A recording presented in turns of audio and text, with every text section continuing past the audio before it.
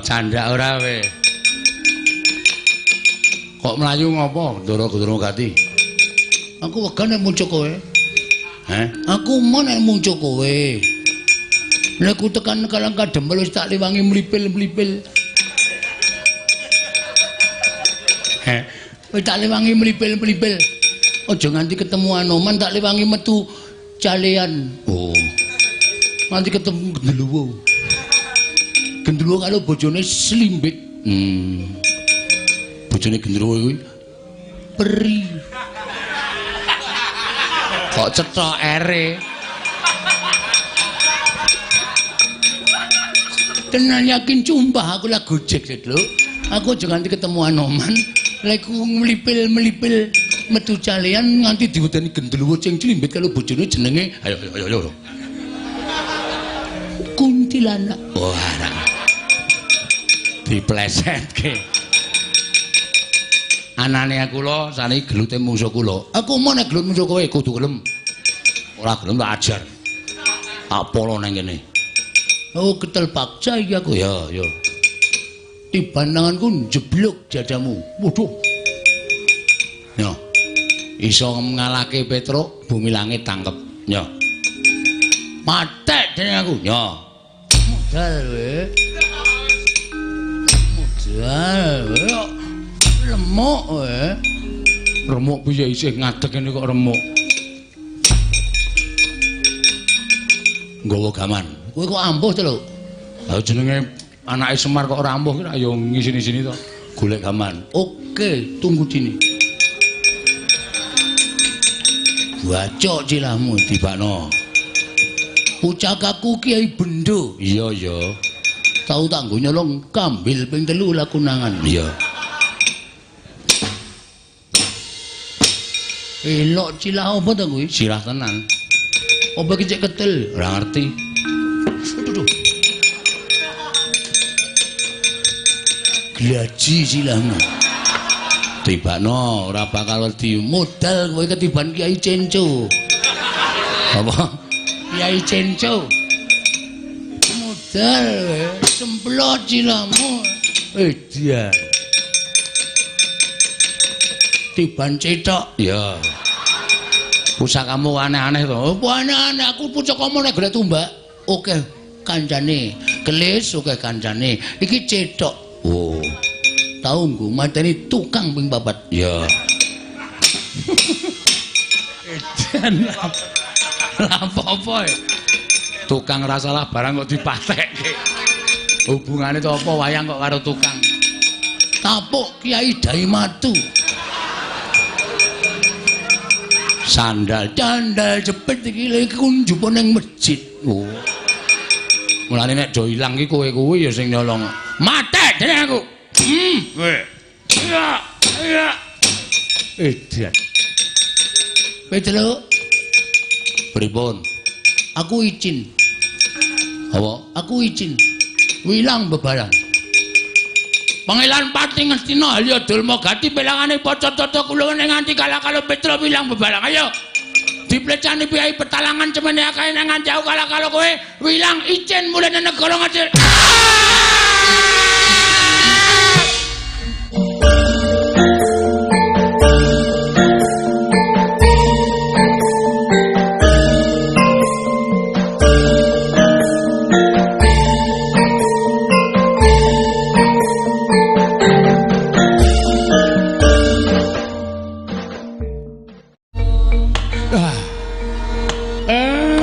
Gegek sadulita mel.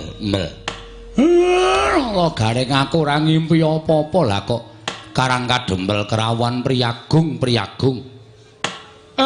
Iki sing rawuh kok kaya Begawan Durna karo Rekyana Patih Harya Sengkuni. Wah iya ngono kok. Begawan Durna rawuh Glotruk. Kok aku ya weruh lho karo Rekyana Patih Harya Sengkuni. Begawan Durna rawuh, Gong. Wah, wis ketekan penyakit iki. Tekan penyakit piye? Nek mau dayoe rada ngepenakke pikir. Anggere ketekan wong loro iki wis ta, titenono. Nggon sing ayem dadi geger, nggon sing tentrem dadi congkrah.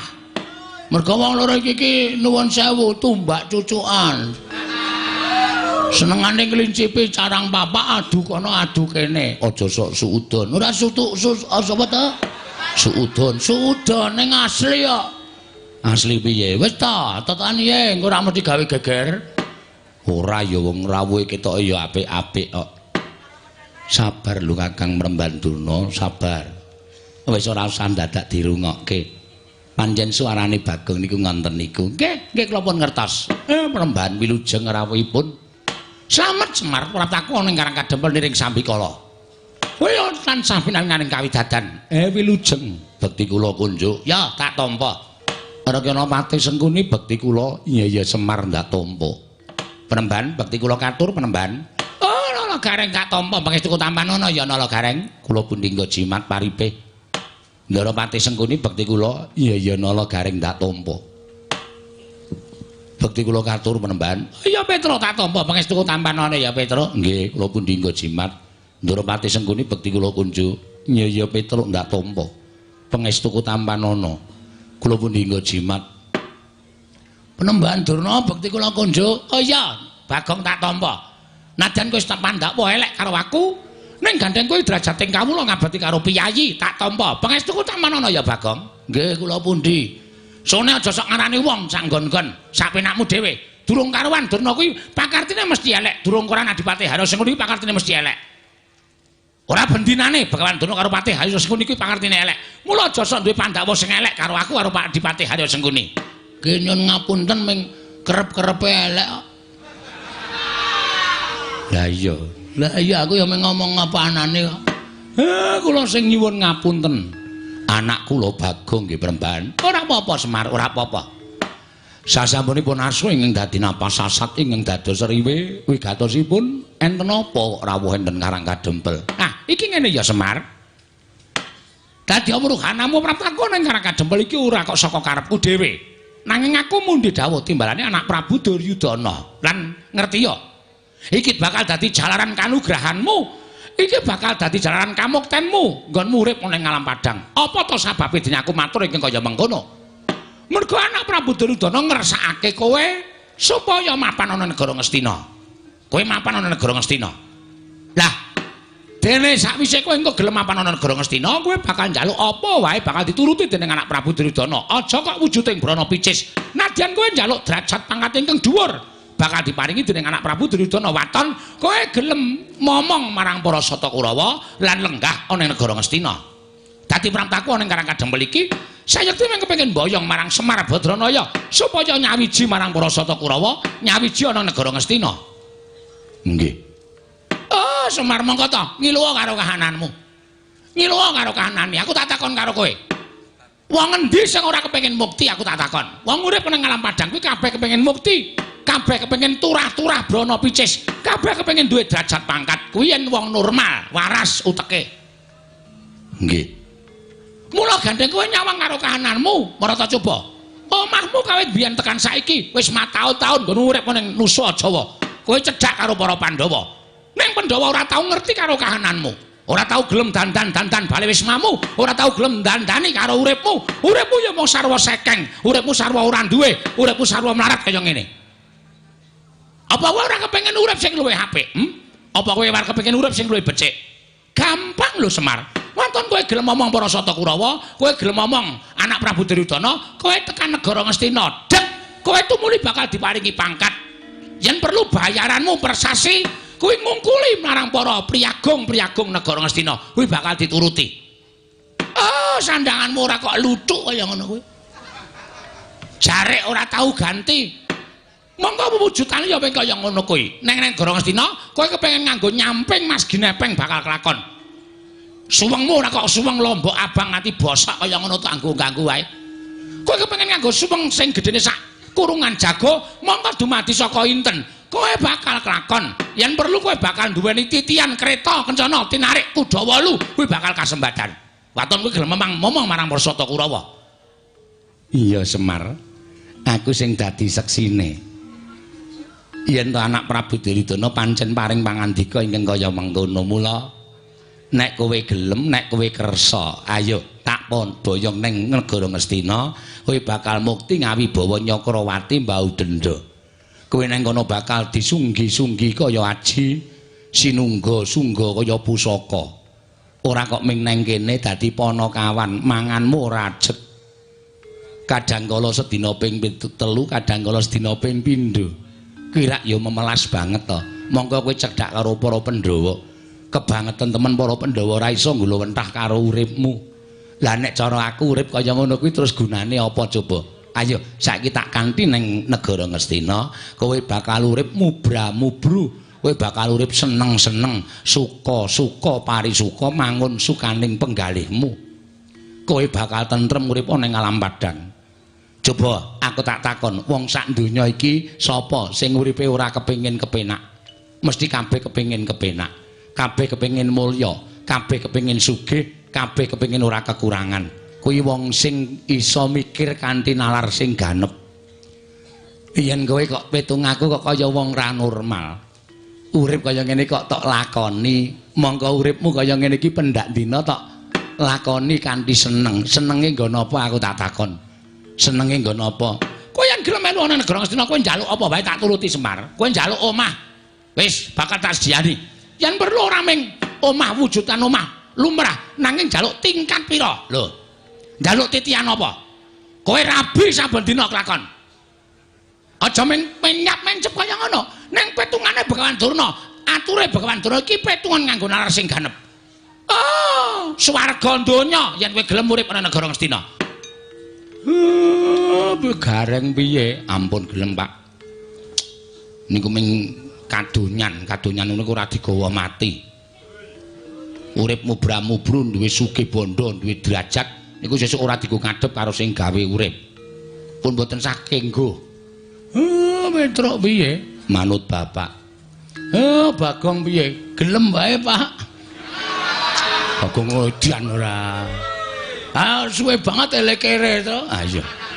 Iki ana kesempatan sugih. Ya ayo, menyang yo. Durna kon gaweke perumahan. Perumahan apa? Perumahan Panakawan. Aja kuwatir, Bagong. Mengko tak gaweke.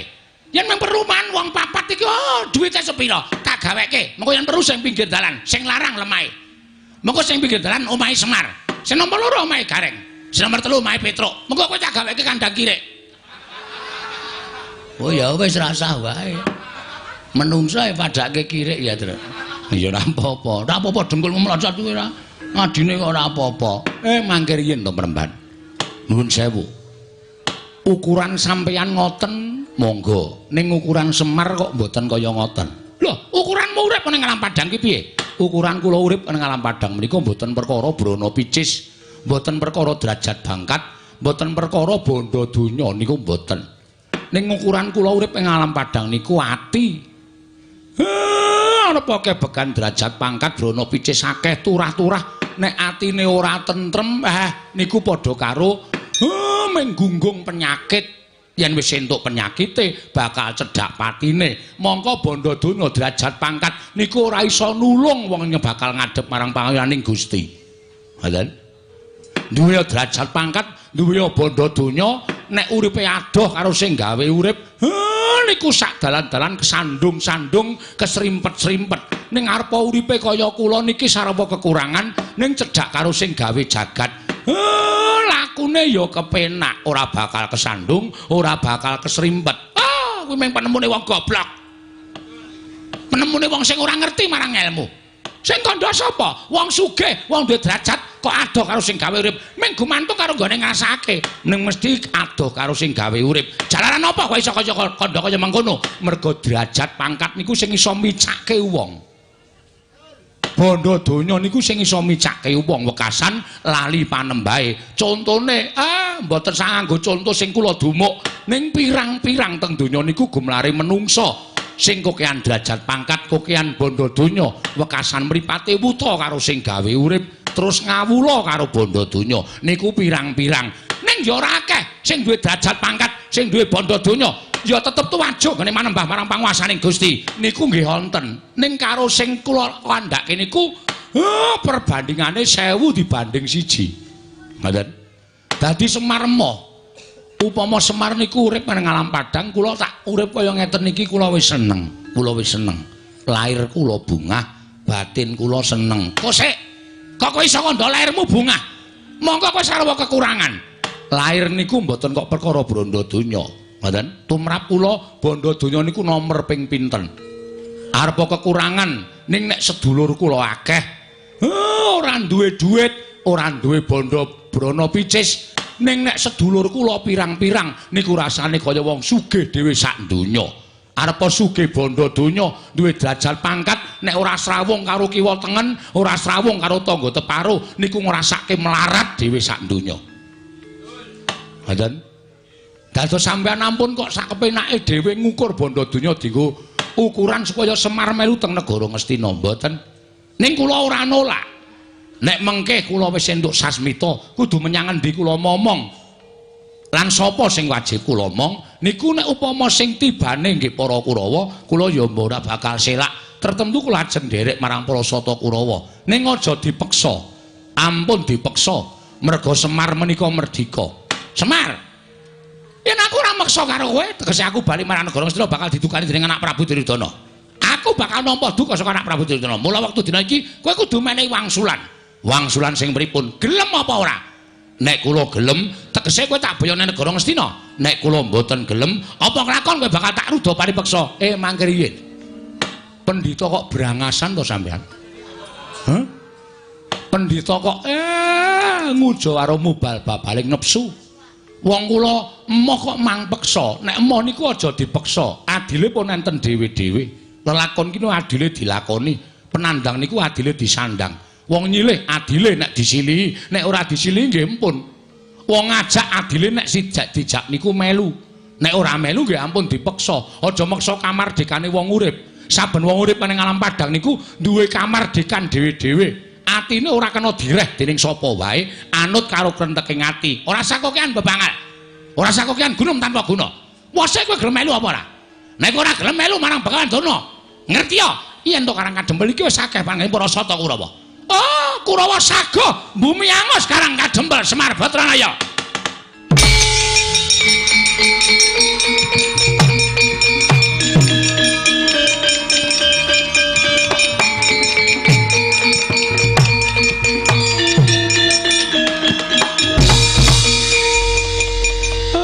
Bagong ngarep ngopo kowe? Kowe aja gawe perkara. Kowe aja gawe masalah. Iki dirembug sing apik-apik kena wae. Sik, kok sik. Kowe meneng sik, Mar. Iki perkaraku. Durna rawuh mrene iki arep mboyong karo aku. Ning kata-kata terakhire Durna iki mau sing marai emosiku memuncak. Durna muni piye? Nek kowe ora gelem diboyong ning negara Ngastina, Kurawa diketapke bumi angus Karang Kadempel. Pak, aku iki ketua pemuda Karang Kadempel. Terus nek ana ora tentreme Karang Kadempel ki berada di pundak para pemuda. Aku termasuk sing tanggung jawab. Nek Durna wis muni kaya ngono kuwi, masalahe ora karo kowe tok, ning masalahe termasuk karo aku. Lah kowe arep ngopo? Sampeyan meneng. Iki tandangane, jagung bakarane tanggung perkarane. Sak karepmu, sak karepku ya sak karepku. Do meneng sik, aku tak omong sik, rasa do teng brengok. Iya. Dur. Loh, ora basa karo aku. Sampeyan sing malah ora kepenak omongane. Loh, aku muni apa? Sing terakhir mau sampean muni pripun? Nek Semar ora gelem tak bayane negara Ngastina. Negara utawa Karang Kadempel kene bakal tak bumi angus. Kata-kata sampeyan sing terakhir iki sing nyocok perasaanku. Sing ngenani atine Bagong iki kata-kata sing terakhir iki. Tembungku sing endi?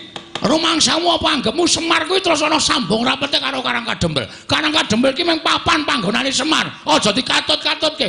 Nek kowe duwe perkara karo bapak, dirampung karo bapak. Ora ngrasani arep bumi angus Karang Kadempel. Nek kowe arep bumi angus Karang Kadempel, ateges kowe arep nyengsarake kawula sak Karang Kadempel. Mungsuhe dudu Semar. Ning iki Linmas Karang Kadempel. Iya aku nek ra tuku rokok sik. Sengkune wis gila kae. Mungsuhe keamanan Karang Kadempel, maka wis didapuk dadi keamanan. Gong sabar, Gong. Kowe asa cerewet kowe. Nek ora wani meneng wae. Engko nek nganti gegeran, aku sing nandhangi. Aku nek tak ganti sik. Nek ora siap nganggo pakaian pencak silat. Loh, malah ucul klambi barang. Loh, iki tegese wis nandhake nek wani. Iki nandhake nek wis wani. Petengane wani, padangane apa meneh? Rumangsane. Ngerti iki kathok training. Iki pendak dina tak nggo latihan pencak silat nek nggo ndupak raimu. Wes. Aku ki pendhita, wis ngerti sing ngomong kowe iki. Tukang parkir ya sapa? Kowe iki pendhita, Nek ngono wis pancen wani karo Begawan Durna. Sing tak wedeni awamu. Wah, yen ngono Cetha Bagong sing meparangi karepe para wong-wong Astina nggone mboyong marang Semar Badraya, pancen tak ajangi. Nek tembungmu apik aku ora bakal meparangi. Ning gandeng tembungmu wis gawe panas kanan karang kadempel, kowe ngrasani uripe kawula sak karang kadempel.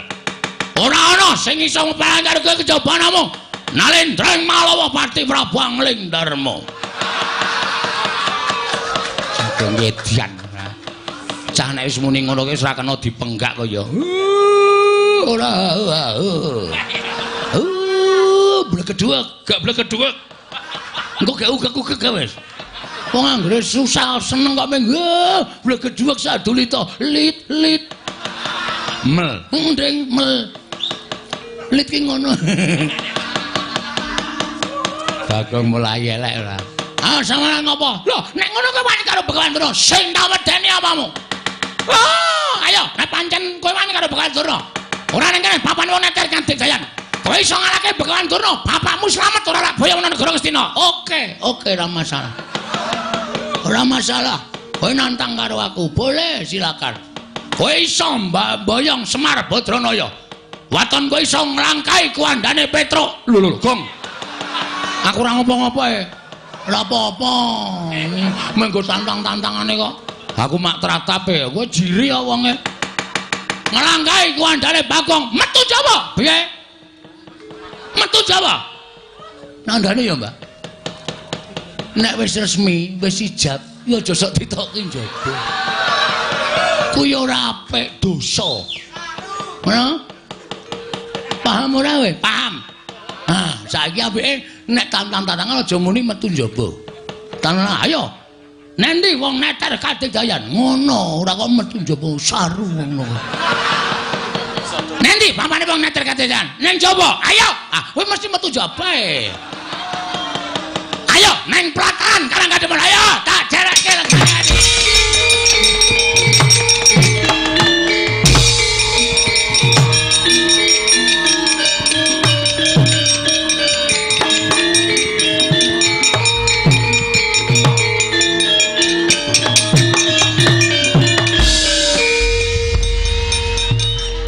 Kowe mesti gawe masalah. Dusun tentrem eneng kowe mesti gawe geger. Kabeh perkara ki ora kok kudu nganggo perang to, Gong. Ning nganggo cara bedamen rembug sing apik-apik. Durna jak damai saiki Durna ngendi tak takon. Ora Durna kene, ora Durna kono, anggere ning Durna. Kuwi ora iso jak rembugan apik-apik. Anane mung arep gawe kisruh. Ngono? Nek ora ditandhingi sak penake dhewe terus. Ha iya. Ning kowe ora ngerti, Durna wis sumbar nggawa Kurawa. Apa kowe wani mungsuh Kurawa? 100 wae. Ayo mesti 100. Wah, nek 100 kokean. Ha piye Pak Truk wangi terus? Emoh. Aku ora ngopo-ngopo kok kon ngewangi. Reng ayo perang reng. Ora sudi. Aku ora ngopo-ngopo kon ngewangi perang apa? Awake kaya ngene sikile becik tangane cekot kok. Kon perang teneh modar. Wah, lha kowe ora omong ah, Truk. Kurawa 100 to 100. Waduh, cilaka iki modar iki aku. Ha sakarepmu tandang ngono dhewe. Rasa kuwatir, Man, wonten dawuh. Kowe sayang karo aku ora, Man? Nggih, kula tresna kali Lurah Bagong. Heeh, kowe kalingan to. Jaman tak tutke goleki Ndara Dewi Sinta. Nggih. Mlebu ning taman Soka, nggih. Kowe ketemu Dewi Sinta terus mateni buta pirang-pirang. Kelingan ora? Kemutan. Nalika semono aku ngewangi kowe butane lho tak kepruki watu. Do mati ana ta telu nek ora papat. Nggih. Terus kowe ngekeki kathok aku, Lho, napa tasih? Tesih, isih. Kathok munyoki beda karo kathok wong. Kathok munyoki bolongane 3. Inggih. Sing mburi nggo buntut. Lah inggih. Tak nggo ki isis e, Man. Mburi ki bolong, mongko aku ora ndek buntut bareng tak walik iki iso pas. Pas piye? Wah, kowe ora ngerti ya, Truk. Iso kenceng kae.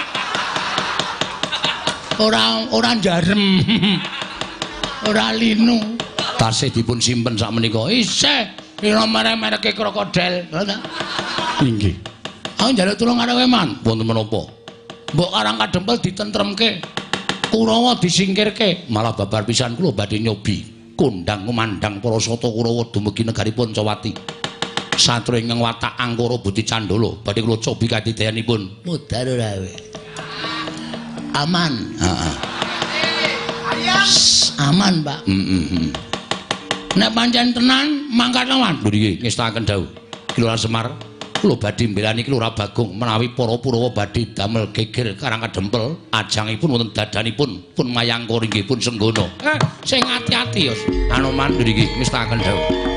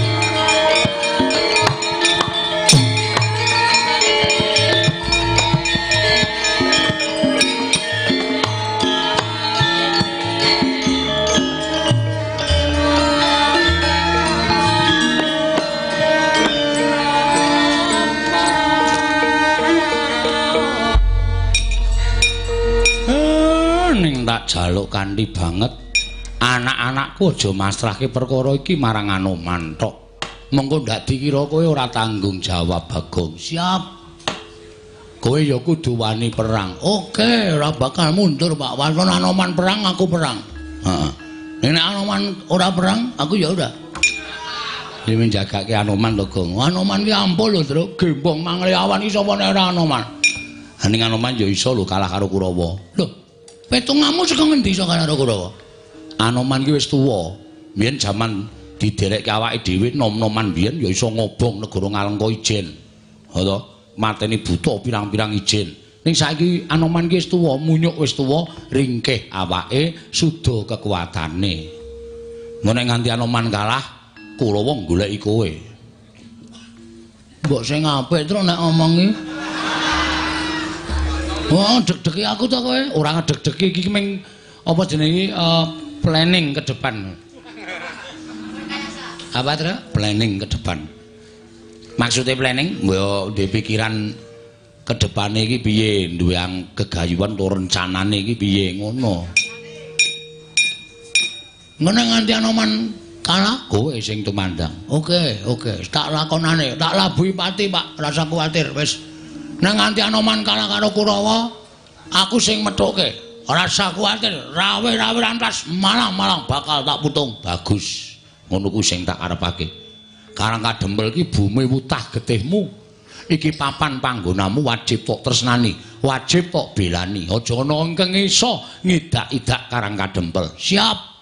Aja kok ming lara, nek perlu mati tok wujudi. Siap, Pak. Oke, ora masalah. Iki anakmu sing paling iso tok banggake. Mangane iki kelinci ucul iki. Pak tendang mencelat ora. Iki sane ming mongan mengen. Wancine nyambut gawe masuk angin. Nah ya wis njaluk kerokan di sing njaluk paramek di sing njaluk. Oh alah. Ngrepot-ngrepotke. Ya iya. Oh, malah pikiran kanca-kanca. Ayo wis ben karang yo gareng ngiringke kok ya. Nyuwun pamit madal pasilan, Pak. Sing ati-ati aja kaya bocah cilik. Nyuwun pamit madal pasilan. Nyuwun pamit madal pasilan. Petruk, nom-noman karang kadebel dilumpukke ora usah melu-melu kok ndak malah kesembyok ing aradan. Men dirampungi karo Bagong. Nah nggih, ngestakaken debau, Pak. Bapak badhe kondur mlebet wonten ngri ya, Pak. Iya. Aku tak nemani ndoromu Gatotkaca. Menemani apa nemoni, Pak? Nemoni ndoro Gatotkaca. Lah rak ngaten, Pak. Cetha kata-katane, Pak. Iya.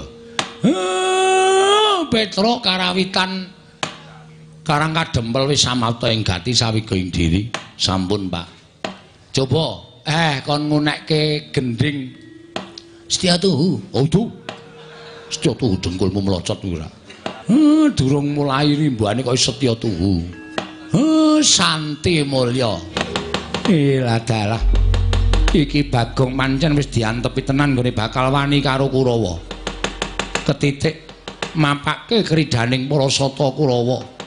Bagong yen kowe isih kena tak eman, isih kena tak jum sarana aris, uripmu isih kepara dawa, mundura. Bapakmu wenehna karo aku tak boyong ning negara Ngastina.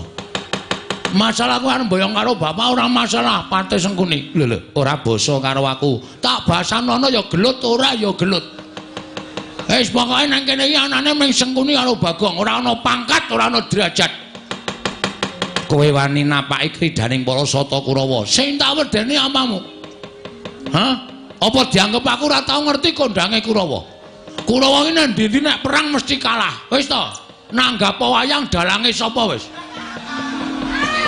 Ora ana Kurawa kok menang karo Panakawan Kurawa menang karo Pandhawa ki ra ana. Nek ana dalang ngrakokke Kurawa menang, cetha nek ora ditanggap meneh. Ayo muni ya. Aku wis ngerti kertune Kurawa. Dadi aku ora wedi nek kon mungsuh para sata Kurawa. Yen ngono kowe wani mungsuh Kurawa, sing tak wedeni apamu? Kowe mburimu Raden Surtayu kon maju. Lho, kowe wani karo anakku Surtayu. Sing tak wedeni apamu? Kowe ora ngematke wae. Iki lho. Aku nggawa ledek munyuk. Lho, ledek munyuk. Iki ngerti apa ora? Anoman, ya Senggana, ya Rama Ndayapati, ya Mayangkara, ya Maruti, ya Tumija. Sanes. Mboten mawi Tumija. Ora nganggo, mboten. Iki jagoku iki. Tau tate mbedah negara Ngalengka Ijen. Ngalengka diobong Dasamuka keplayu. Prajurit buta pirang-pirang diremok karo Anoman. Aku tak takon karo kowe, tau apa Kurawa mbedah negara? Tau apa? Lakone apa aku tak takon? Urung tau. Iki Ijen tau ya, Man. Sampun ate. Kondang Gembong Mangleawan. Lho. Utawa Anoman dari Gua Hantu. Ya, Man ya. Nggih. Kula menika saking Cibuk Cangkiran. Wis to meneng wae kok iki tak gawe lakon. Oh, nggih, nggih. Anoman dari Gua Hantu. Hah? Ora ketap-ketip nih. Ayo dicoba ye. Surtayu mungsuh Anoman, jagoku mungsuh jagomu, botohe gelut lo boto. Aku ora gelut tak. Aku terima ora gelut sing baku aku ming nantangke karo kowe. Mundur, dicoba. Jagoku kalah karo Surtayu, Raden Anoman kalah karo Raden Surtayu, bleh. Kleti dhewe. Inggih. Kula atur seminggah kula Bagong badhe kula trajang. Ayo didokke jagone. Kowe mundur aku mundur. Ayo ditatoki aye. Mbut ora. Ayo satu-satu. Moh. Ora wani kene. Cah gleleng tengok dhuwur, Man. Kene lungguh dhuwur kene ora nang ngisor. Malang kerik. Inggih. Kowe ke Surtayu maju jotos raine dis ngono. Inggih. Ayo gek minggat kowe. Iya iya. Patih kok dinggat-gatke ra. Apa iki ngaran Anoman? Iya, nyuwun pangapunten, lakar kaleresan mekaten Gusti Patih.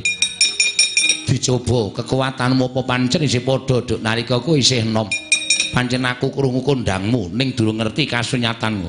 Ayo kalahno anake Patih Sengguni Parasata Kurawa mlayu badhe njajal kula sumanggaken serta aja kaya bocah cilik aja meneng wae. Iki tandang ana Anoman ora minggat pecah siramu para maju leganing atiku Raden Surtayu.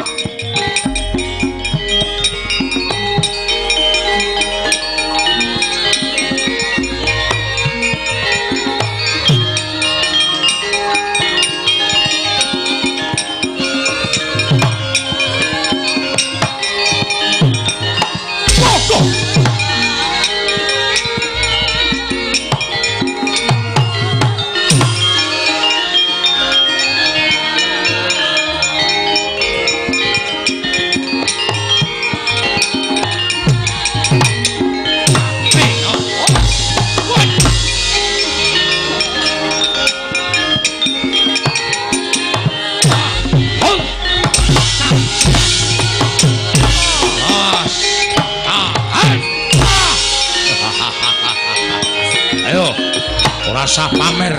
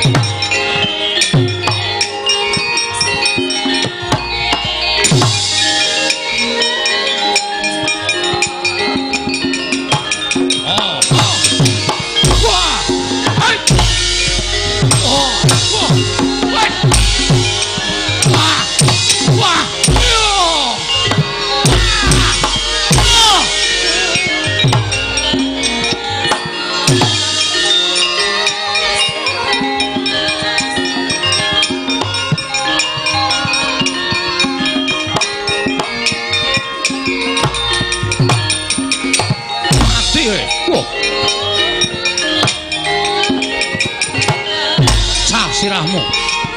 Sak. Wah. Oh. Oh. Ah. Waduh. Waduh mati ya.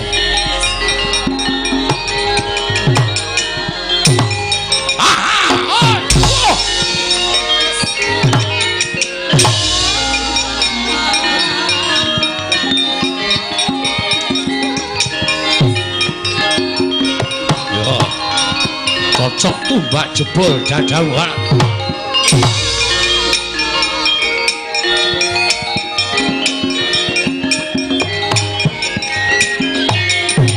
Wah, mati. Oh, what? Dan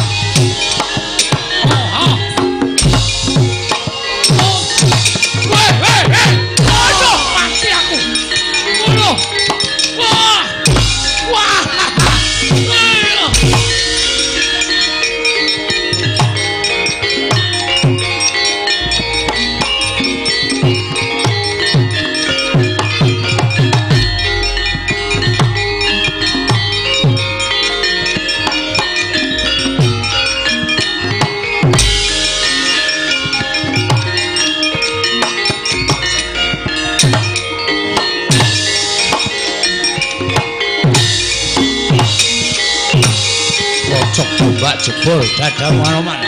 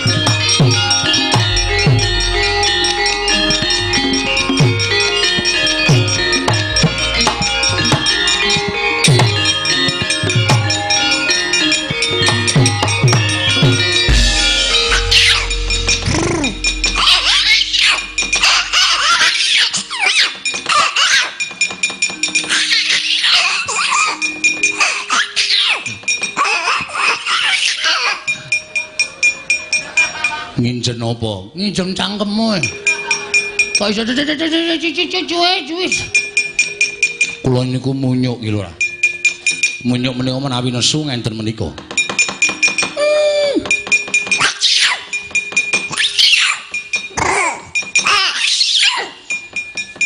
Kuwi carane piye? Kok iso apik ngono cangkeme? Janipun gampang. Gampang piye? Ilate ditekuk mendhuwur.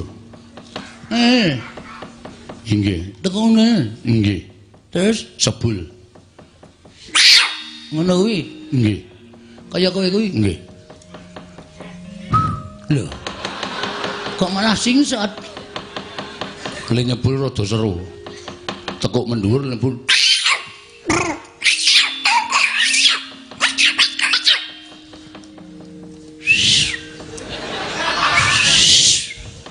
Ra iso Man.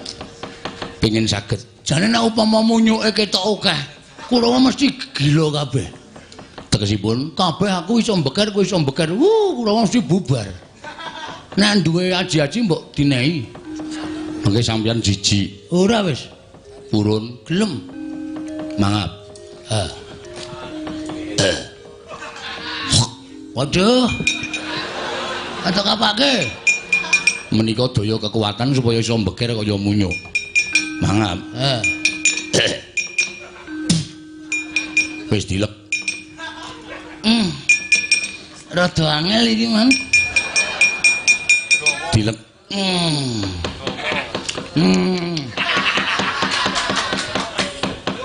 Sanika disebut sebul. Wah! Ha iki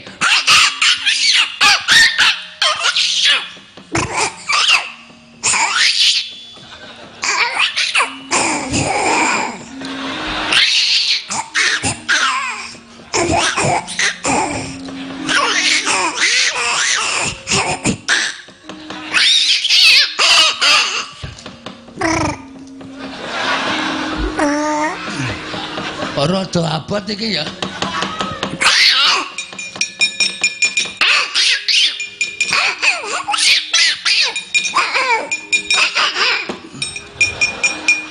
Ngapae? Kei. Men munyuke telu. Saya rame. Mangap.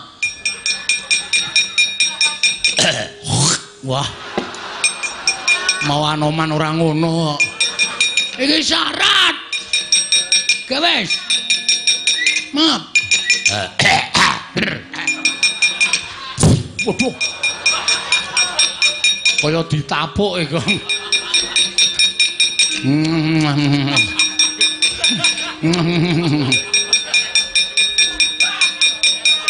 Aku dadi kelingan sing ora-ora iki. Lek ngulu kaya angil kae ya. Sebul. Nah, ayo terus.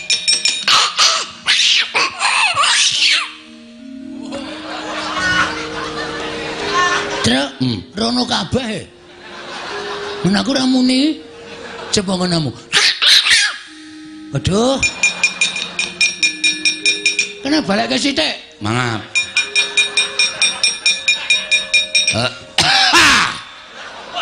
Kuwi ya pembalasan. Ayo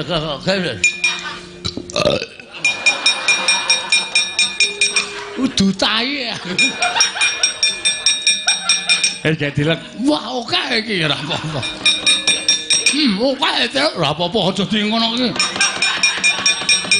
Pokoke tapuk lho. Dilek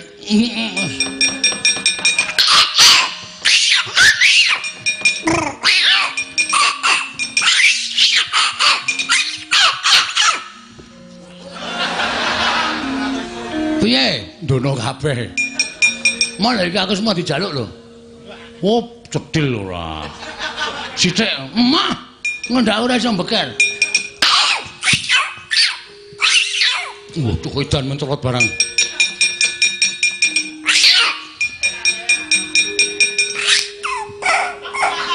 Ngapa cangkem dingake?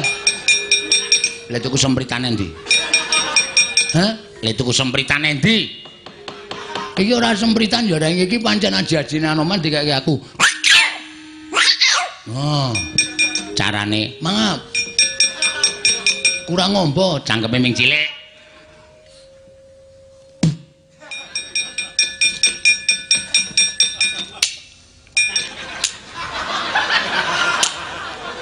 Komeng kaya cecak. Ameng sithik kok. Nek oke ya mbeker sithik mung cedik. Anu genine ora nyambung. Busine ngupil. Ngupil dengkul mlocot ya ora. Ora muni. Wah. Cilaka. Ayo, amo Suramarta, Jaya Marta ing Panjen Pandana.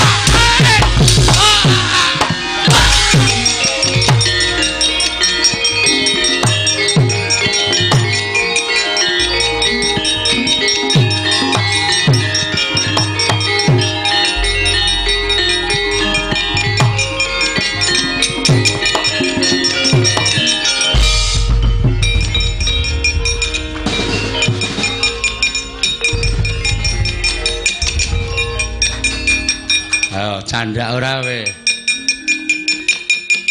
Kok mlayu ngopo, Ndara Gati? Aku wega nek muncul kowe. Heh? Aku mau nek muncul kowe. Nek ku tekan kalang kadempel wis tak liwangi mlipil-mlipil. Heh? Wis tak liwangi mlipil-mlipil. Aja nganti ketemu Anoman tak liwangi metu calean. Oh. Nanti ketemu Genderuwo. Genderuwo karo bojone Slimbik. Bojone Genderuwo kuwi peri. Kok cetok ere. Tenan yakin cumpah aku lah gojek lho. Aku aja nganti ketemu Anoman, lek mlipil-mlipil metu calean nganti diwedani Genderuwo sing Slimbik karo bojone jenenge ayo. Kuntilanak. Wah. Diplesetke. Anane kula saniki gelute mungsuh kula. Aku mau nek gelut mungsuh kowe kudu gelem. Ora gelem tak ajar. Tak polo nang kene. Oh, ketel paksa iki aku ya. tiban tanganku jeblok dadamu. Waduh. Yo. Iso ngalahke Petruk, bumi langit tangkep. Yo. Matek dening aku. Yo. Modal kowe. Modal kowe. Remuk kowe. Remuk piye isih ngadeg ngene kok remuk. Nggawa gaman. Kowe kok ampuh to lho. Lah jenenge anake Semar kok ora ampuh kira ya ngisini-sini to. Golek gaman. Oke, tunggu dini. Bacok cilahmu tibakno. Ucakaku Kiai Bendo. Iya ya. Tau tak nggo nyolong kambil ping 3 lakunangan. Iya. Elok cilah apa to kuwi? Cilah tenan. Apa ki cek ketel? Ora ngerti. Aduh. Glaji cilahmu. Tibakno ora bakal wedi modal kowe ketiban Kiai Cenco. Apa? Kiai Cenco. Modal semplot cilahmu. Edian. Tiban cetok. Ya. Pusakamu aneh-aneh to. Apa aneh-aneh aku pusakamu nek golek tumbak. Oke, kancane. Gelis oke kancane. Iki cetok. Oh. Tahu nggo mateni tukang ping 4. Ya. Edan apa-apa. Tukang ra salah barang kok dipatekke. Hubungane to apa wayang kok karo tukang. Tapuk Kiai Dai Matu. Sandal jepit iki lho kunjup ning masjid. Oh. Mulane nek do ilang iki kowe kuwi ya sing nyolong. Matek dening aku. Kowe. Ya.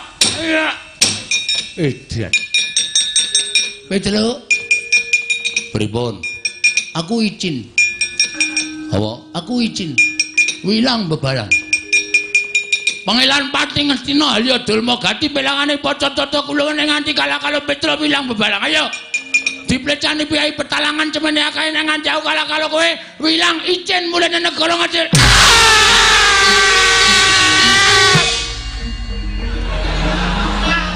Halo.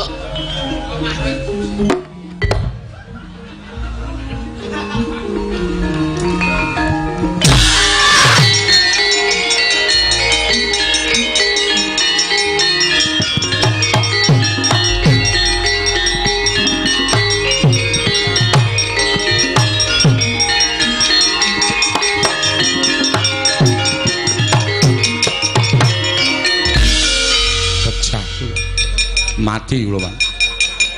Anoman pancen ampuh tenan boten ming klebanen dongeng ning pancen kasunyatan. Mati kula Man. Anoman pancen digdoyo. Mboten ming disebuten dongeng ning jebul Anoman prigele ora jamak-jamak kula nglepaske tombak pirang-pirang saut buang. Anoman ngamuk mere-mere kula dibantingi ngalor ngidul ngetan kulon. Pecah kula Man Anoman ngamuk.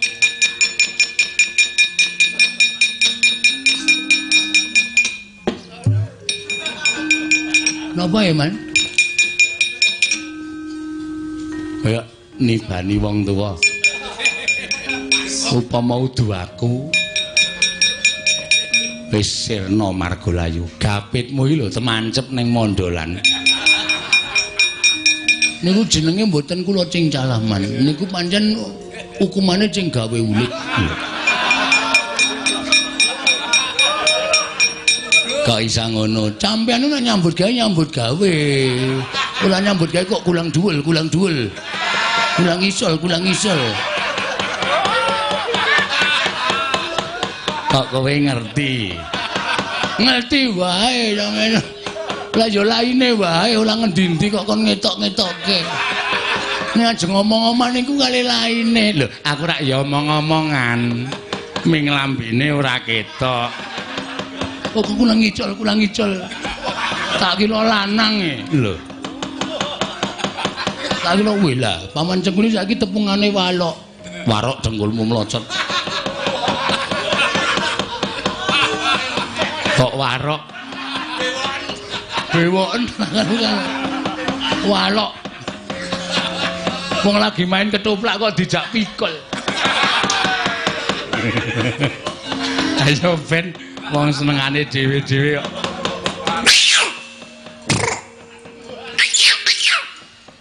Dek mati aku.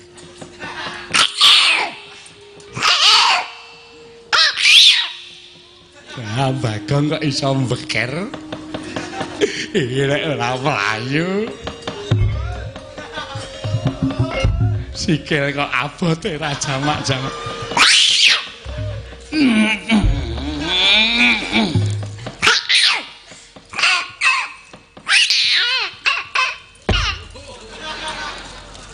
Mrene. Ngapa?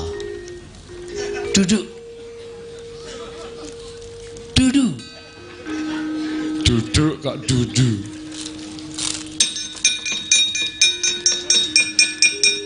Piye? Nyata to Anoman gleleng? Kurawa bubar mawut. Iya. Ngaku kalah ora? Dursasana urung maju. Dursasana maju kalah karo Anoman. Ora sangayel lho.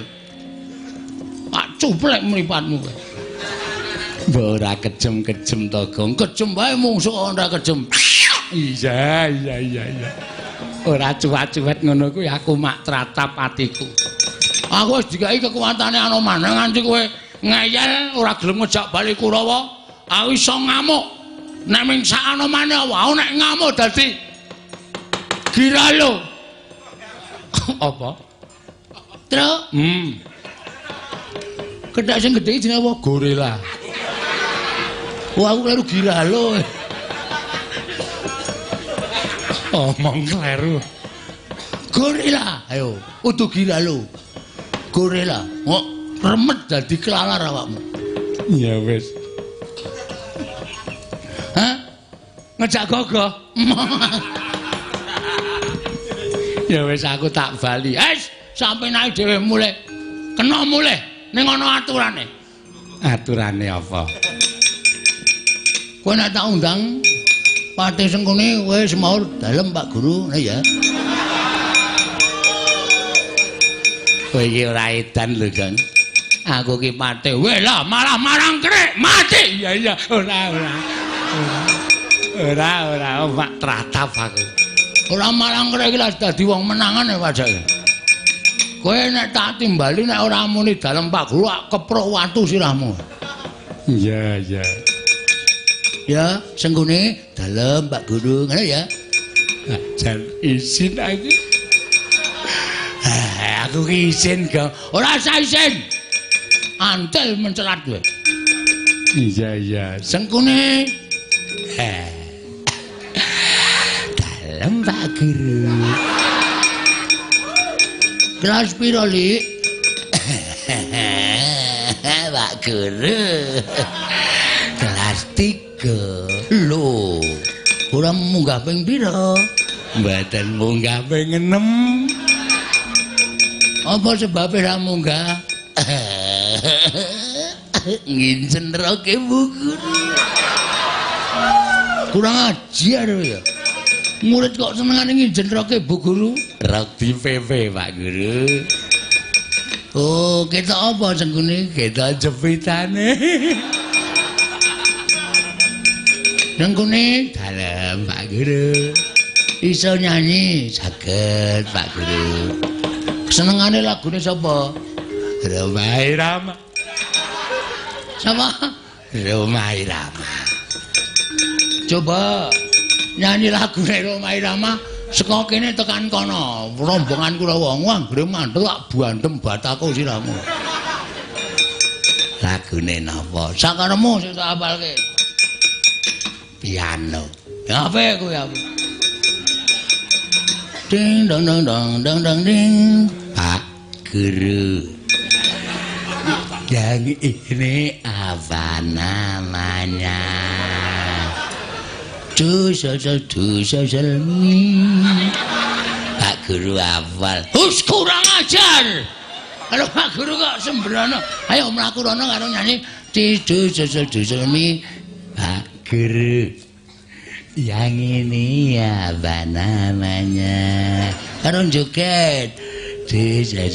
Sesami.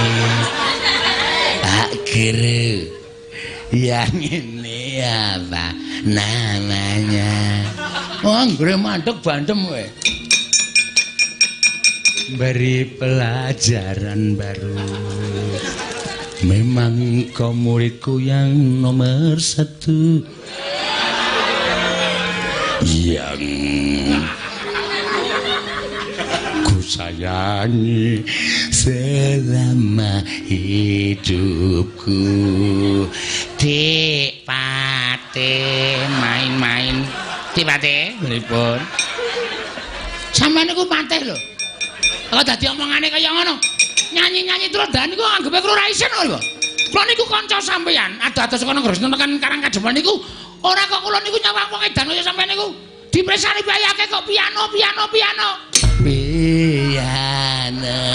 main-main piano. Dik Pate. Ora isin-isin ke to? Sampeyan niku Pate, pangkate dhuwur to negara Ngastina. Lah kok dadi nyanyi sakarep dhewe. Bermain diringi. Dik Pate ampun kaya ngoten. Lha iki mesti vokal gawene para panakawan. Piano main.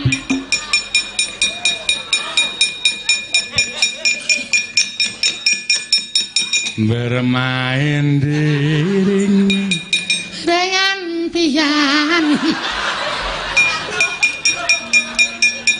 Bermain diiringi dengan piano. Ding ding ding ding ding. Waduh. Kibote Yamaha. Iya. Hei. Sawari wong tuwa napa bocah? Gerangan. Kula tekan iki mergo melu sampeyan piano. Kula diloke wong akeh niku nganti isin. Oh sak penake dhewe ora. Piano main-main. Apa dulu kok melu-melu ora ngerti dodo sering perkara kok melu-melu. Yang ini apa namanya? Dosa sami. Panjen Petruk pono kawan sak karepe dhewe. Piano. Main-main piano. Wah, keparat. Canda dadi ngono, Pak.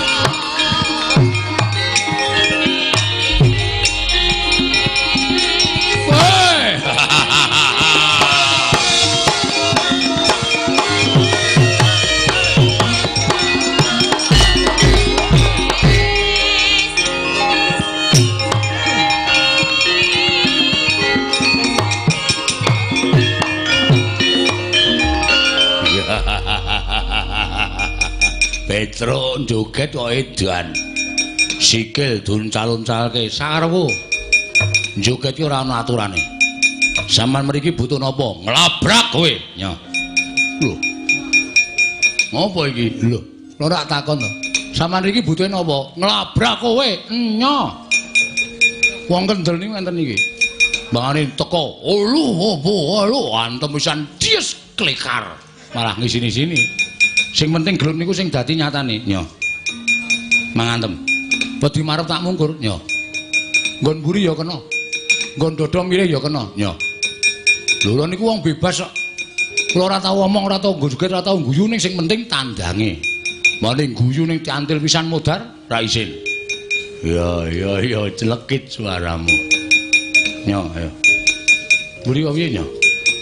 Iya, wani nek meng kaya ngono. Ayo. Oh, mburi kok piye ayo. Lho kok ming gelis ya ben. Kaya kula niki, Nyo, dimatke. Mburi kok piye, Nyo? Lho, dodo nya. Ngono lho. Ayo iki ya kok. Nya ya. Mburi piye? Ayo. Kaya kula niku lho sing dimati tenan nya. Lho iki ya nya ya.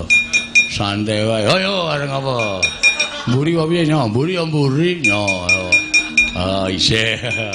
Ayo, ayo. Ngantem modar tenan aku. Yo, gelut yo. Ayo. Mengkari manut supaya ora kesel awake, sapa sing kuat diantem ora tiba niku sing menang. Oke, ya. Yo, mangantem ora tiba menang. Yo. Hot. Ayo, tetep ngadeg menang aku. Urung tok antem kok. Ya. Siap.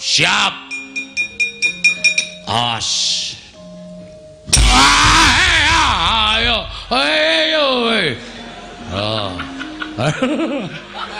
Oh, rame iki. Ngati-ati lho, Tru. Aja kuwatir. Aja nganti tiba. Ora. Oh, gentenan. Hup, pasang kuda-kuda. Ya. Woi, ora apa-apa. Wah, ampun tenan. Ayo gentenan. Pasang kuda-kuda.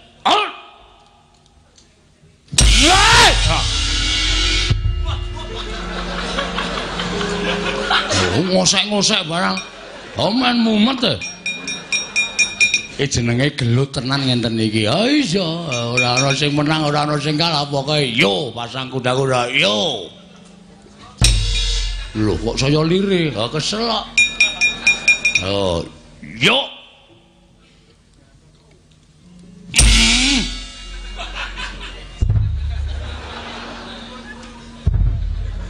Aja diempet lho. Ora iki ora apa-apa kok iki.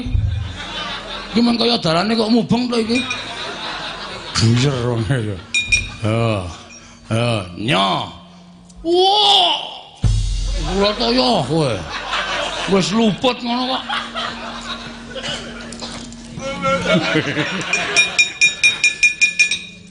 Kowe lah iya. Cengel e padake. Cengel iki lho yo. Awas ngati-ati. Ayo, toto. Pasang kuda-kuda.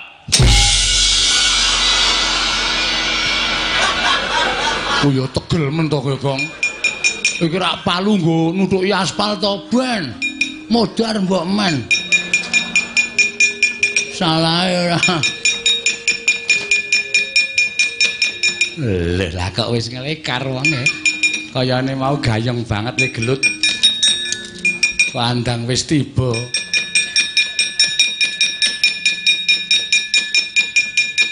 Pasang kuda-kuda. Modar kowe, kalah kowe terus. Lek. Luweh modar ya, Bu. Trembelane nak. Rekake arenggu kados sasana malah keson Jambaya Kakang Prembandurna. Mamingkir depate, mamingkir piyambak.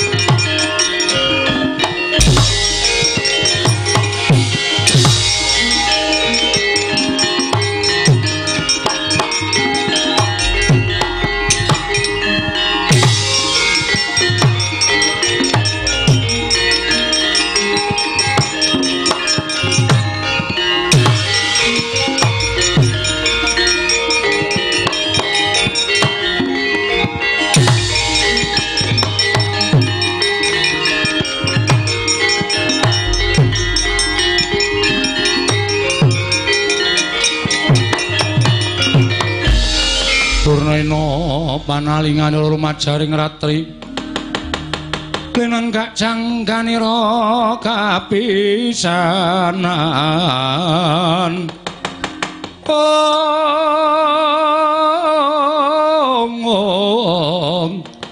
aneng perang Bratayuda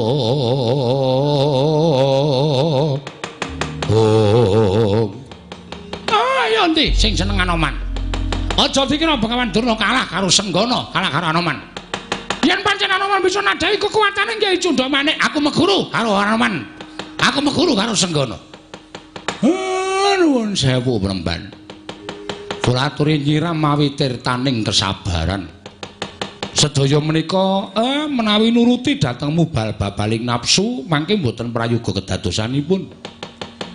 Kula aturi nyarungaken pusaka Kyai Cundamanik menika mboten pantes dipun ginakaken menawi namung mengsah anak-anak kula. Lah sepira to kekuwataning anak-anak kula. Mongko Cundamanik niku pusaka kadewatan. Bisa ditamakke lan gedhe dayane nek sik ditamani niku sak traju sak bobot karo kekuwataning Cundamanik.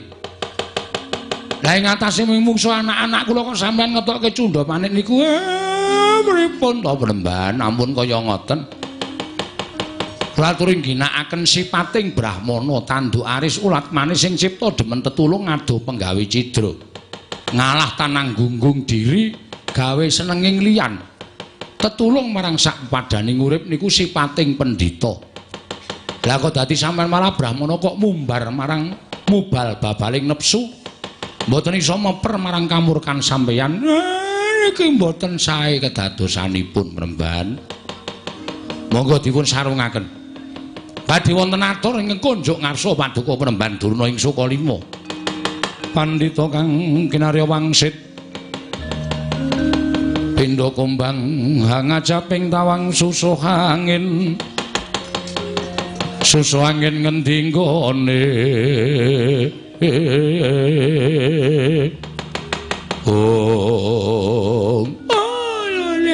Lole kenthos walu gembol manyar-manyar duk ning dungkul wana dadi alas-alas dadi wana. Karepmu piye Semar? Kowe mau matur karo aku yen to bakal ana atur ing mbok aturake marang Begawan Durna. Kowe arep matur apa? Sejatosipun kula menika ya bingung. Sapa-sapa kepengin kedunungan Semar, sapa-sapa kepengin mboyong Semar. Mila ewa ya rasa kula nek nganti kula nemtokke karo sewiji-wiji mongko mengke dikinten mboten adil. Menika mboten prayogi. Mula sareng kula manekung ngersanipun Gusti Mahanasa tumunten dewa paring wewengan dhateng kula. Sinten kemawon saged mboyong dhateng Semar waton saged ngaturaken Sekar Pudak Tunjung Seta. Wujudipun Sekar Pudak Tunjung Seta menika dipun aturaken Semar. Piyayi menika ajeng kula omong slaminipun gesang Pramban. Tan Semar pamoring sukma. Sinukmaya winah ya ing asepi sumimpen telenging kalbu pambukaning warana tarlen saking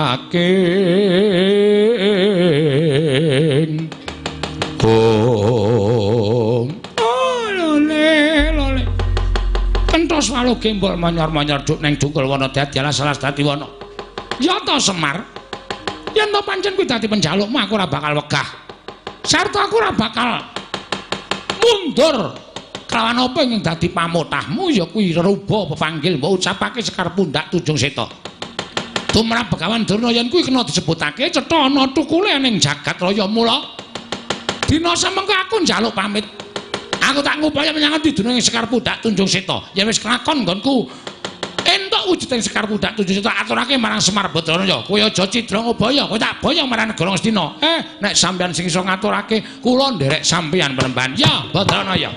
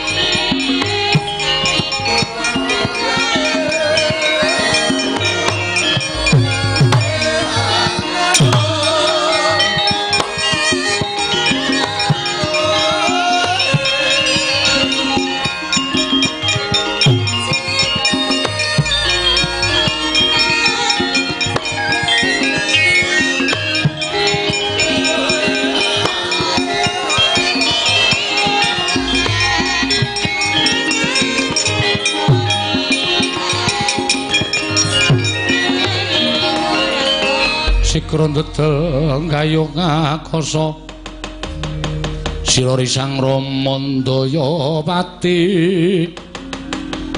ana yaksa kung cangkram warane wil kata sini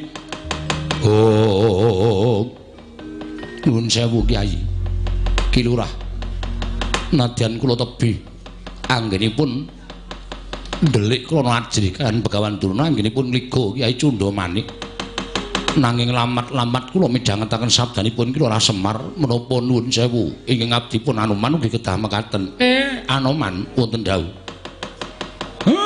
aku kuwi aja nganti mbancindhe mbanciladan aku aja nganti disengguh yen Begawan Durna tak mban siladan nek kowe tak mban cindhe aja nganti kabeh kudu adil mekaten Ki Lurah ya nanging wangsul kula menika tebih purukipun ning aku percaya karo kowe nadyan adoh kowe ora bakal wegah mergo kabeh mau mawa pitukon inggih mekaten Balya ning Pancawati matur marang Bendaraku Prabu Rama Wijaya apa ingkang ndak suwun panjenengane mesti wis tanggap tumuli mengko panjenengan mesti rawuh ana ing Nusa Jawa kene mekaten Ki Lurah iya menawi mekaten enggal daya-daya kula saged matur ngersanipun Sang Marting jagat keparenga kula nyuwun pamit sing ati-ati aja kaya bocah cilik Ki Lurah Petruk kula nyuwun pamit ya ngati-ati ya Man sesuk kapan-kapan ketemu meneh ya sok dolan mrene inggih Ki Lurah Ki Lurah Bagong kula nyuwun pamit lho Ki Lurah Bagong kula nyuwun pamit modar ora iso pulih kaya menungsa to kowe mbeker terus iki tambah ana sik Man dipun utahaken mangke rak mantun dipun sogok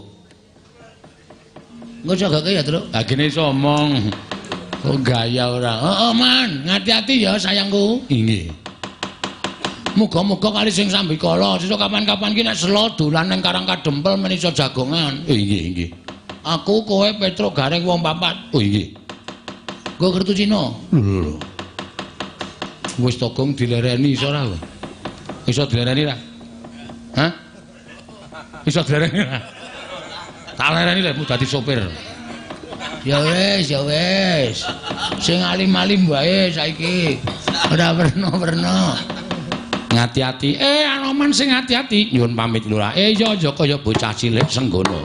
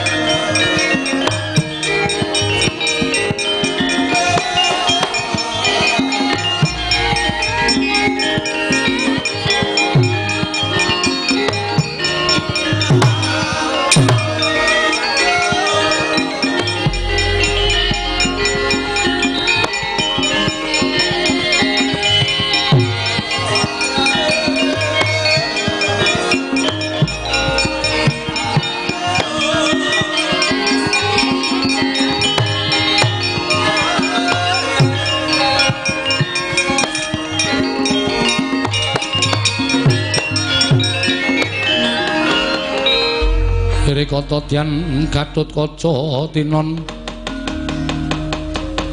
mapakarka suta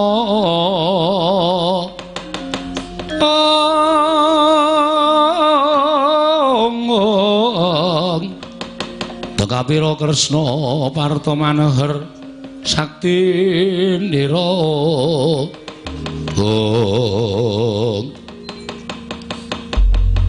Jiwa Semar kula wonten dawuh apa ingkang mbok ngendikake nalika sapet jagung ana ing omah Karang Kadempel Siwa Badranaya njaluk reruba pepanggil wujuding Sekar Pudak Tunjung Sita nggih apa Gatotkaca uga kudu matur mengkono marang Pepundhen Pandhawa mestine ngoten supaya apik kedadiane aja dikira Semar niku mban cindhe mban siladan sampeyan mang matur Pepundhen Pandhawa napa sing kula jaluk yen Pepundhen Pandhawa ora percaya marang aturku Sampeyan aja kuwatir, sowan sampeyan ten negara Ngamarta kula kanteni anak kula telu nala Garing Petruk Bagong men dadi seksi tama nek sampeyan pun tekan Karang Kadempel. Mengkono siwa. Nggih. Kula pitados. Syukur bage Ngamarta mangke lenggah Sinuwun Ndarawati. Mesti kemawon pun tanggap sing kula karepke. Den, mboten nama kula menika badhe tumindak ing mboten prayogi mboten. Ning jujur mawon. Sing gumana musik teng ati kula mung para Pandhawa. Monggo anipun sapi budidaya. Aja nganti Semar gelo atine merga wong liya sing ngaturake sekar pundhak Tunjung Seta. Sing kula arep-arep nggih pepundhen kula para Pandhawa setunggal. Sinten ingkang rawuh enten Karang Kadempel ngasta sekar pundhak kaya sing kula karepake. Siwa Semar aku nyuwun pamit. Ingkang atos-atos Petruk Bagong lan Garing nderek aku. Monggo Gus kula dherekaken. Aku anu ya Pak izin ya. Aku nyuwun pamit tak nderekke Ndara Gatotkaca. Ya sing ati-ati Bagong. Aku nyuwun pamit nderekke Kaca ya Pak. Petruk sing ati-ati rangkanono ndaramu ya Petruk nggih wis taken dawuh.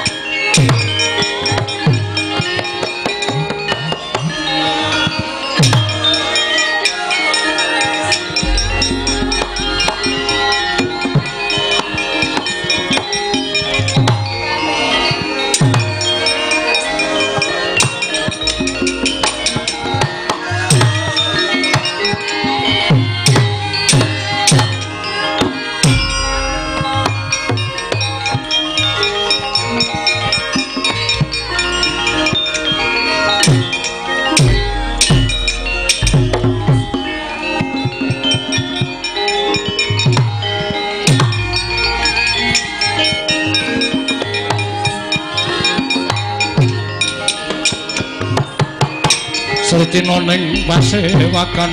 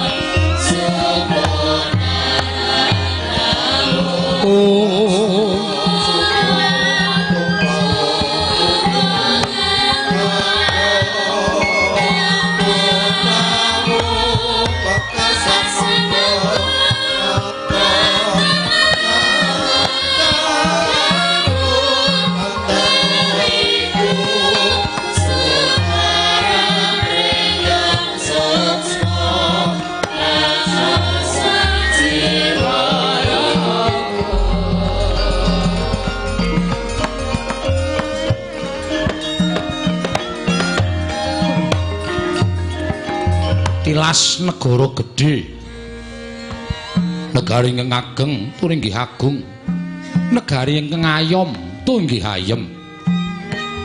Winastan Projeng Pancawati malembar sumebar kuncaraning Projeng Pancawati.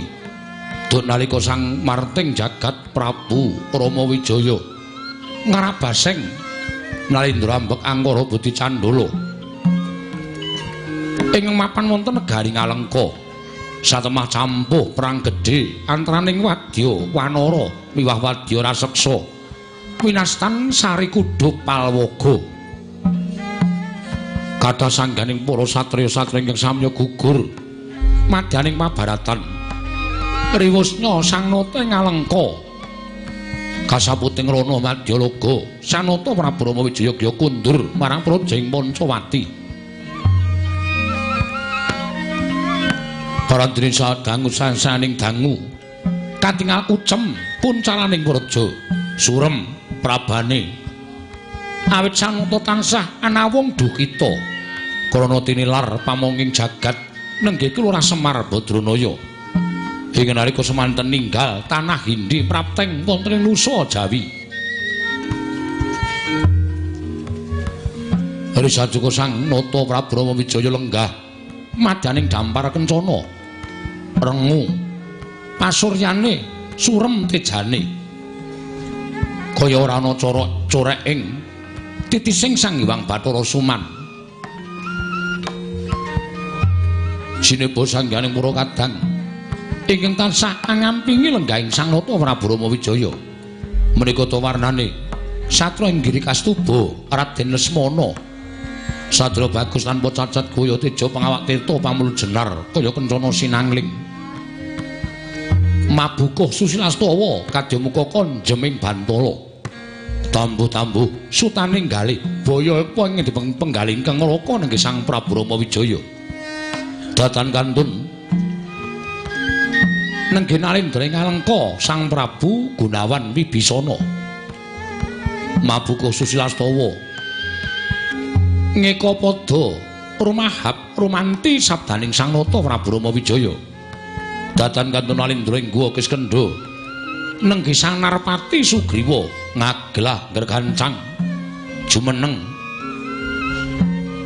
katingal kaya tugu sinukarta candraning Sang Nalindraning Wri ing wingking ngandher blabar sangganing para wadyabala para kawula begambar blabar tumpang dengkul pasibane parandening mangke dereng wonten wiyos sing pangandika Sanata Prabu Rama Wijaya dupi mulat sawaning para kadang sigra ngrukmeng daya Sang Nata Prabu Rama Widagda dadi kemangono jering pangandika dereng kababaring lisan.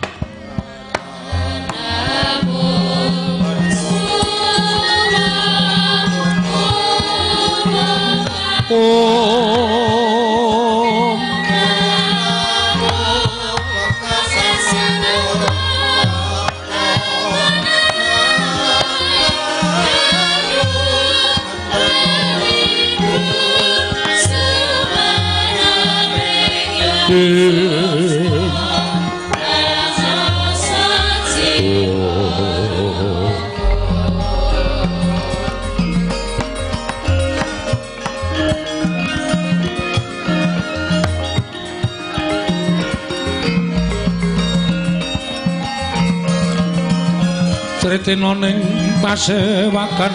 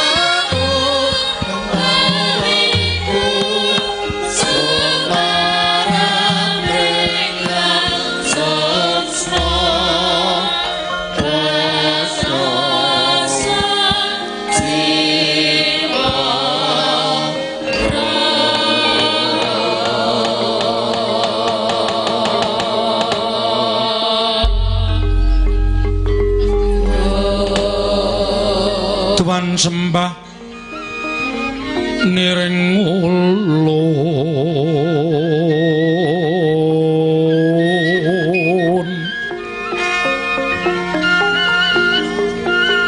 kapurba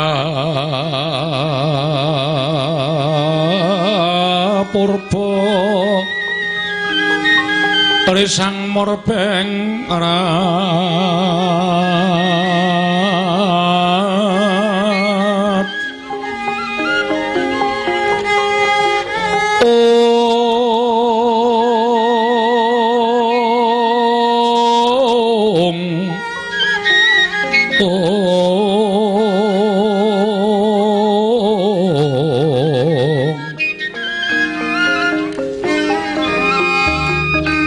ing sahanane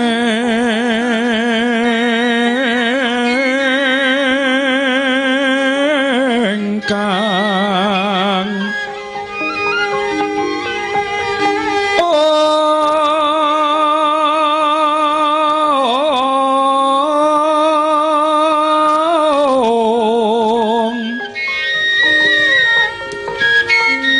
iwan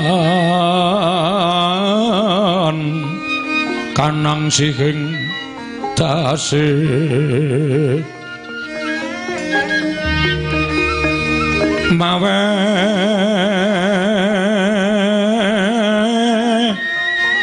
buka sawegung kung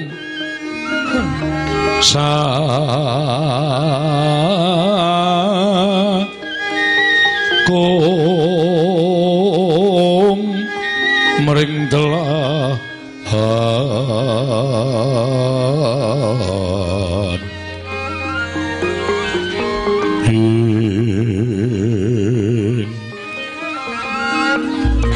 iwan kanang mamuju ing ngori cenayake ngrat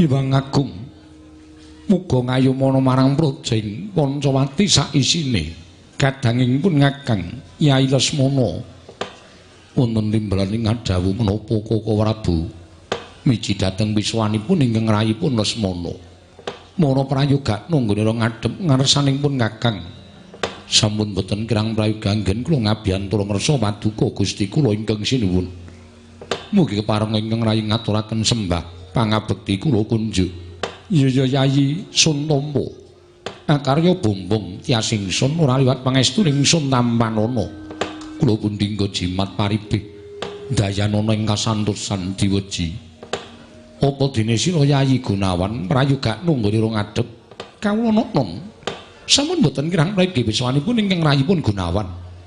Namung pareng kula ngaturaken sembah. Sumangga pangabekti kula kunjuk Kanjeng Koko Prabu. Iya. Yayi Gunawan Suntompa karya Bombong Tyasingsun ora liwat pangestuning Sun Tampanana. Mumpun dinggo jimat paripih dayana ing kasantosan. Apa dene sira Yayi Narpati Sugriwa? Prayogakna nggone ngadhep kula nuwun. Sampun boten kirang prayogi wiswanipun ingkang rayi ing Guwa Kiskendha. Kepareng kula ngaturaken sembah pangabekti kula kunjuk Diwaji. Iya, Yayi Narwati Suntompa. Akarya Bombong Tyasingsun ora liwat pangestuning Sun Tampanana. Kula pundhingga jimat paripih dayanana ing kasantosan. Kadang ingsun kabeh wae. Lesmana Gunawan napa dene Yayi Narwati? Apa to sababe? Dinipun Kakang tansah katon rengu pasuryaning pun Kakang. Pangrasaning pun Kakang nadyan lungguh dampar negoring Pancawati mbau dendanya Krawati. Nanging krasa gotang sawise negara Pancawati tinilar dening Kakang Semar Badranaya saat majane. Mbuh menyang endi puruke? Persasat pangrasaning Rama Wijaya negara kaya wis koncatan yoni. Negara kaya wis koncatan memanik ing jagat. Ya kuwi ingkang winastan Kakang Semar Badranaya. Mula tumulipun Kakang dawuh kelawan Senggana ingkang wigati ngupaya menyang endi dununging Kakang Semar. Wondene sawise ketemu Senggana sun dawuh supaya amboyongi marang Kakang Semar bali marang negara ing Pancawati dadi songsong pepayunging para kawula sak negara ing Pancawati. Aja nganti pisan-pisan kadangku padha nyawang kelawan Kakang Semar mono mamung drajating aceplik, drajating Panakawan, drajating batur. Nanging sayektine pangejawantaing Sang Hyang Bathara Ismaya. Sapa ingkang cecaketan kelawan Kakang Semar ingkang lali dadi eling, ingkang luput dadi bener, ingkang rumangsa dosa temah nalongsa minta aksama. Ingkang mangkono kekuwataning Kakang Semar gedhe tumraping negara ing Pancawati. Mula Kang Sangga kuwi Dimas yen to nganti Senggana bali marang projing Pancawati ora bareng lawan sawaning Kakang Semar kaya-kaya saka pangrasaning pun Kakang negara Pancawati kaya amung ngenteni sak siring bawang, sak umuring jagung, sak uruping damar. Kaya wis purna darmaning negara ing Pancawati. Yayi Narpati, Yayi Gunawan apa dene Yayi Lesmana. Lang-lang ing triya mangu mangunggung kanduan rimang lirlena tanpa kanin. Yen tan tulus hamangku Sang Dyahutama.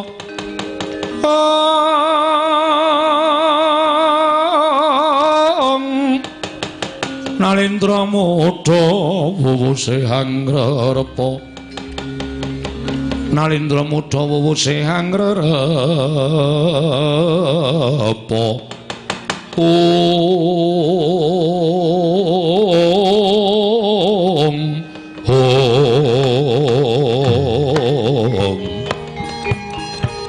Lihat langening kalangkuan aglar pandhan muncar. Tinon lir kekonang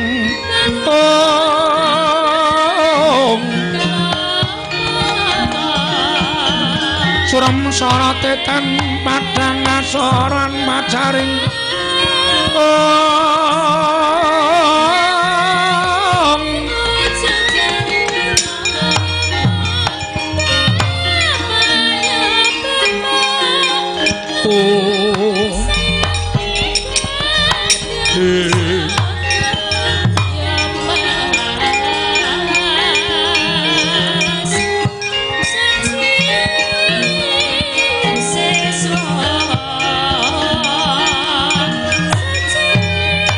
This one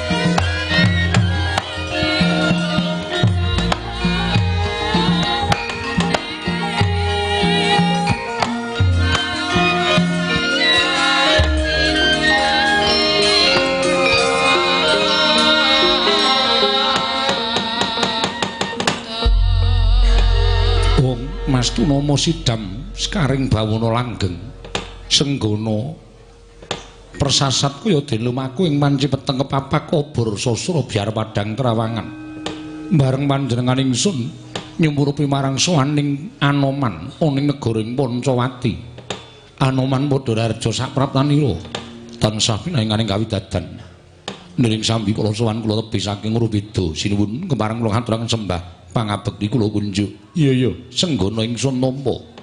Akarya bombong tias ingsun ora liwat pangestun ingsun tampanana. Kula pundi nggo jimat paripik ndayana ing kasantosan. Purwamadya wusana muradya matur marang panjenengan ingsun. Teka sira sowan ora nganti kelawan Kakang Semar Badranaya. Jimat semban kula. Pangayoman kula wonten ing Madyapada prapteng delahan diwaji. Mugi andadosna ing kawuningan.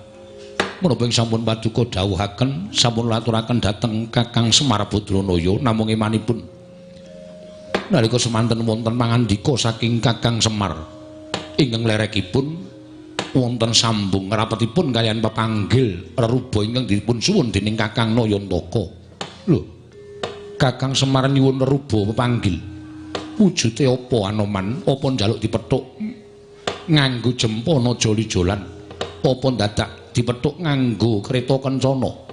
Menawi sampun paduka dawuhaken menika mboten benten menapa ing sampun dipun aturaken dhateng Kyai Semar. Nyatanipun Ki Lurah Semar mboten nyuwun dipun pethuk mawi wujuding kereta kencana namung wonten pamotah saking Kyai Semar. Inggih menika sinten kemawon ingkang saged ngaturaken wujudipun Sekar Tunjung Seta katur dhateng kersanipun Kyai Nayantaka nuwun sewu sinuwun inggih menika ingkang tansah dipun dherekaken dening Kyai Semar ngantos sak puputing jaman sak mangke diweji gonjang ganjing langit kelap-kelap waton lir kencanging risang mawe gandrung senggana wonten paring adhaw. Apa pancen kaya mengkono pamutahing Kyai Semar Badranaya mboten badhe sisip pamirengipun ing abdipun Anoman dhateng dawuhipun Kakang Semar Badranaya. Lesmana wonten timbalan mara gage maju kadangku Yayi Giri Kastuba. Palugon laguning lekas lukita linuting kidung katung kadereng momong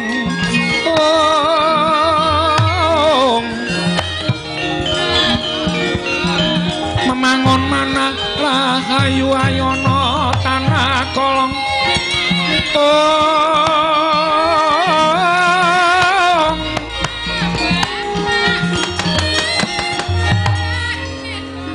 Koko Prabu wonten sabda paduka dhateng rayipun Giri Kastuba Lesmana wonten timbalan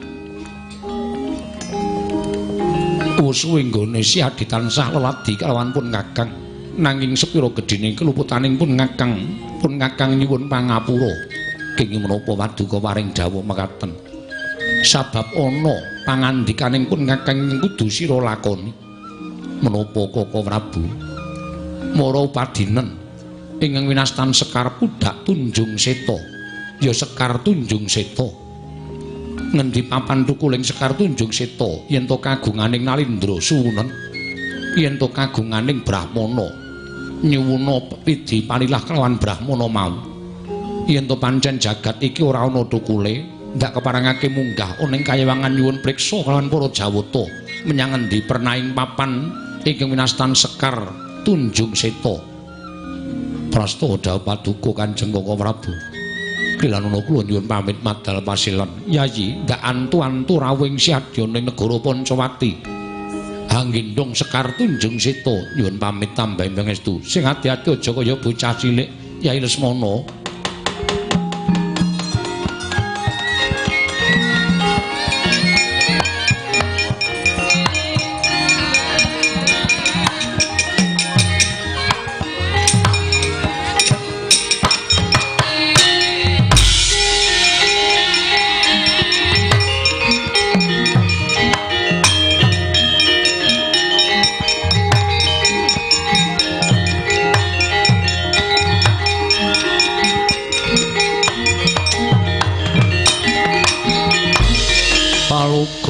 Laguning lekas lukita linute kidung kadung kader ngamomong memangun manah rahayu Senggono kula wonten timbalan Diwaji Yai Narpati wonten timbalan Yai Gunawan nggih wonten dawuh Koko Prabu bareng mungkur kadangku Yai Lesmana melang-melang penggalipun Kakang pindha ninggal jejabang ning tepining Balumbang. Mula Kang Sangka kuwi Senggono, sira ingkang ndak keparengake nderek kelawan tindak ingsun. Ya mung negara Pancawati ingsun titipake kelawan sira Yayi Narpati Sugriwa apa dene Yayi Gunawan.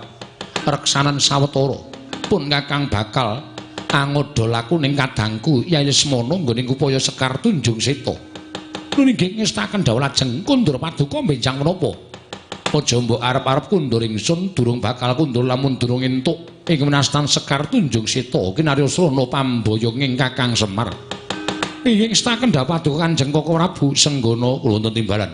Aja ado-ado kelawan lakuning Prabu Rama Wijaya Lesmana apa dene Senggono pri ngestaken dawuh sing